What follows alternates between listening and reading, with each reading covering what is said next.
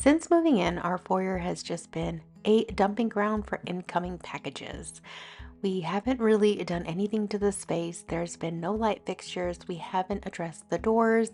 We haven't even taken off the stickers from the windows. And I was getting a little bit tired of that. So, in today's video, we are going to be tackling this entire space and getting it ready for the holidays. My name is Yami. I'm your Latina next door. Welcome back to mi casa.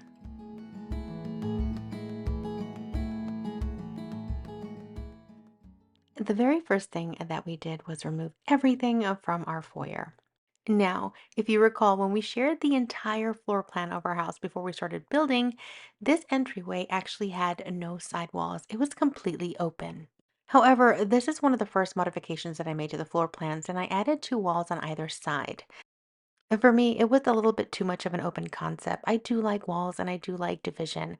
And I wanted to kind of break up the space a little bit because I wanted the dining room to have its own area in and of itself. Even though it's right off the kitchen, I wanted it to feel nice and cozy and also have enough wall space on one side to add a credenza or some type of hutch.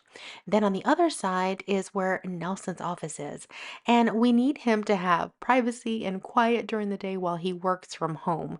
So we definitely needed to block that side so that he can have an enclosed space to work during the day. Which takes us to present day. And this is what the foyer has been pretty much looking like the entire time we've been here since we moved in. Now, the walls were initially primed, but they were not painted. And even though I separated this space from the rest of the main floor plan on the first floor, I still chose to go ahead and paint it the same color that I'm painting the living room, dining room, and kitchen area, which is Sherwin-Williams Symmetry lightened by 50%. And yes, this paint is low VOC. Nelson and I have gotten pretty good at painting over the years. I usually do the cutting and he does the rolling. And I will say the addition of the scaffold has helped us immensely and it makes it so much faster and easier for me to go around the room and paint everywhere I need to go. Next, it was time to create a mood board. And you guys know I love doing these because it gives me a visual of what I am envisioning for this space and if everything is ideally going to go together. And it does kind of help me out through my design process. I knew first and foremost that I wanted gold light fixtures for this space. I wanted to have a chandelier in the entrance, but I didn't want it to be so formal. So I got a chandelier and drum shade combination.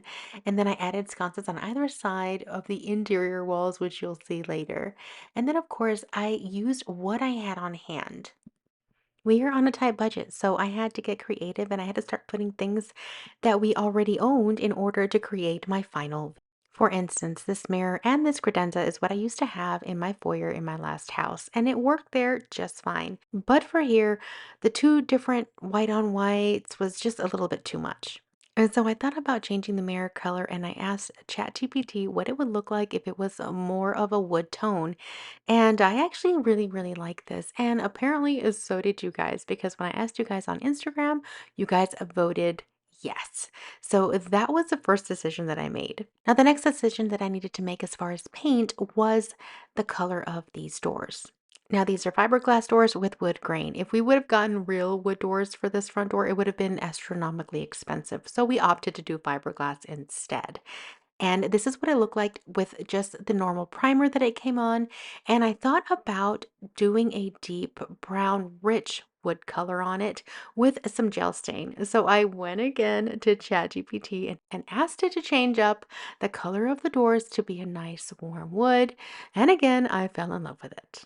I have been spending a lot of time making sure that all my decisions for our forever home are well thought out and planned out.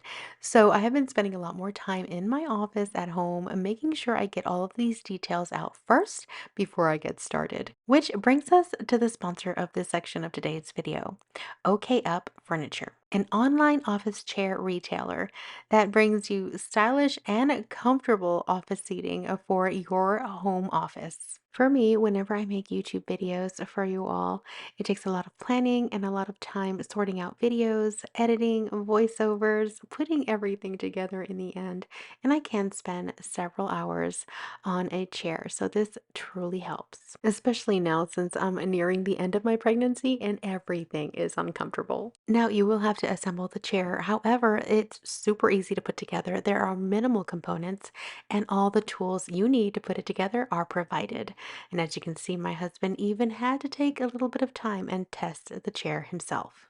So yeah, if it can handle him, it can definitely handle me. And what's great about these chairs is that they have manual adjustable footrests and backrests, as well as seat depth adjustments, extra wide seating, thickened cushion seats, which makes it so much better when you're sitting hours on end. And our model in particular reclines up to 160 degrees when you need a break.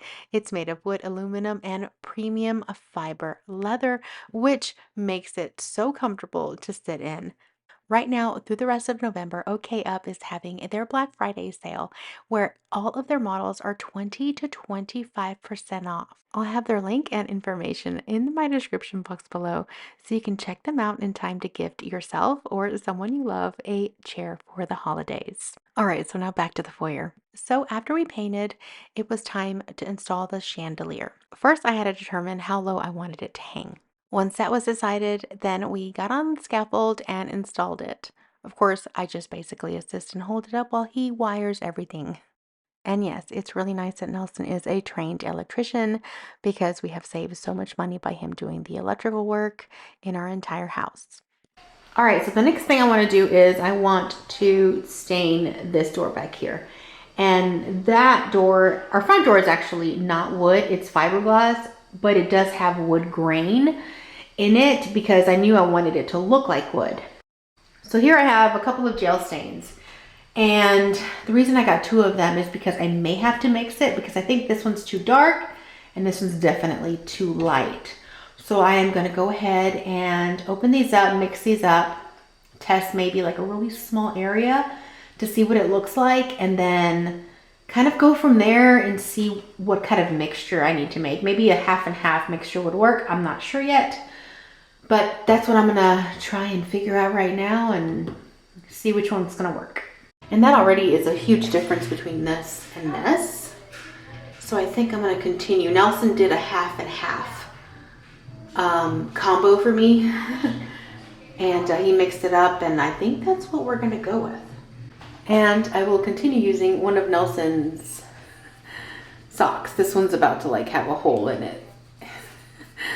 So if you got any single socks or socks with holes, this is definitely the best thing to use for this application.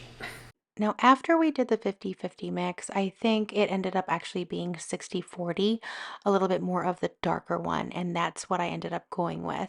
So as you can see here, I am just spreading it out with my little sock, and I had my little mixture in a plastic cup. Now, as you can see here, I did not tape anything up. I was being a little lazy, and I really didn't want to do that. Plus, anything that got on the glass either was scraped off easily or just used some Windex type solution and it came right off. As far as the white trim, I did caulk everything. However, it still needed to be painted with trim paint, so I didn't worry about that either.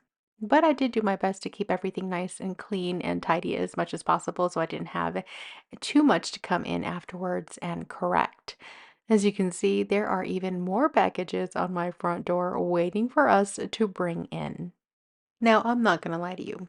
Even though this process was extremely satisfying because you got to see the door change color as you went and it was looking so beautiful, it was very tedious work. It took me pretty much the entire day to get this door done. Now, just like I would a regular stain, I did follow the grain on these doors. That way it gave it the most realistic look.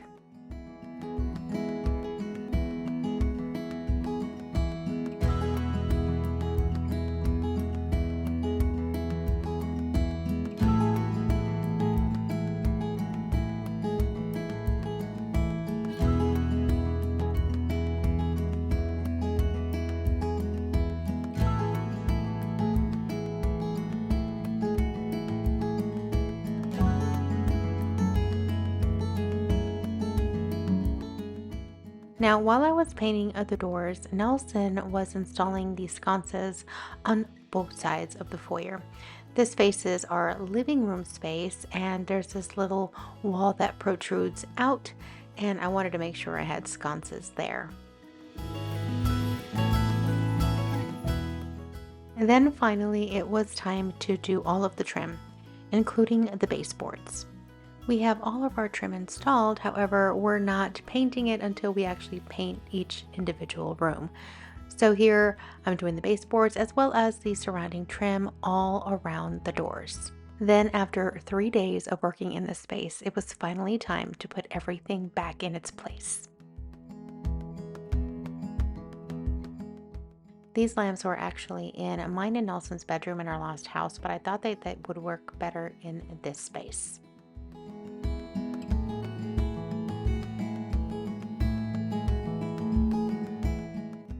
And then if you have been following along, you know that I did get to paint that white mirror, and all I did was use some antiquing wax and I brushed it all over in order to give it a wood finish.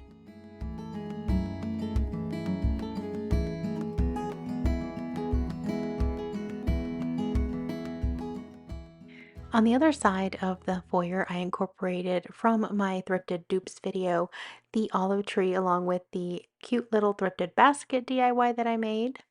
I had originally had this little bench, which I made over from that video as well.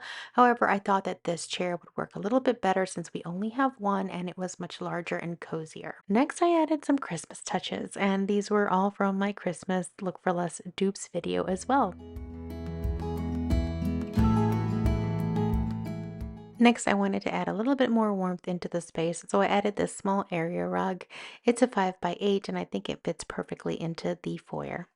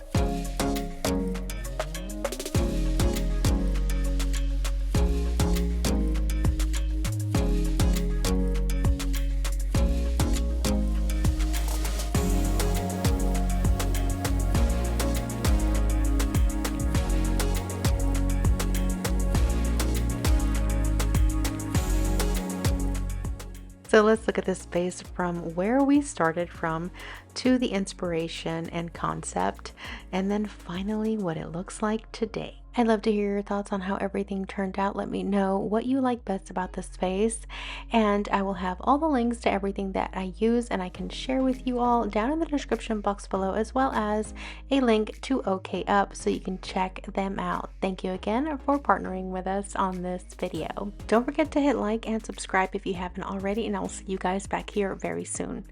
Until then, adios.